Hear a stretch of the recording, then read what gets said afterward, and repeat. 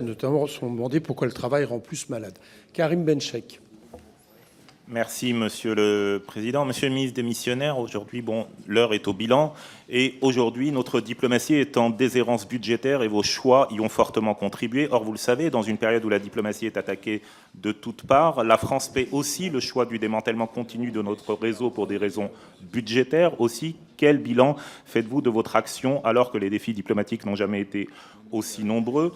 Et je souhaite par ailleurs vous questionner sur un pan de ce budget que vous laissez dans un état particulièrement indigne car oublié, celui consacré aux Français établis hors de France.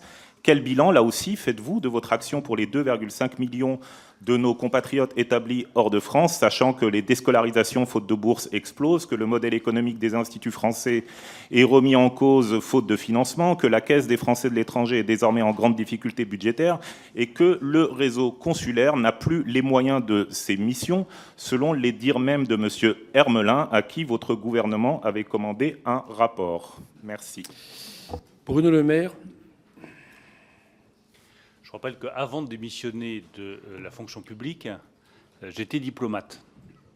Donc je suis attaché à la diplomatie française, et en particulier à la diplomatie aux instituts français et aux lycées, qui sont à mon avis le meilleur réseau d'influence de la France à l'étranger.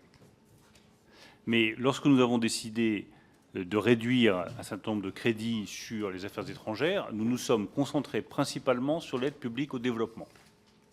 Parce que j'estime qu'à partir du moment où on demande un effort à nos compatriotes pour réduire la dépense, il n'est pas illégitime de baisser l'aide publique au développement. Nous l'avons baissé, il est vrai, significativement de 800 millions d'euros dans les dernières annulations de crédit. Bien, merci.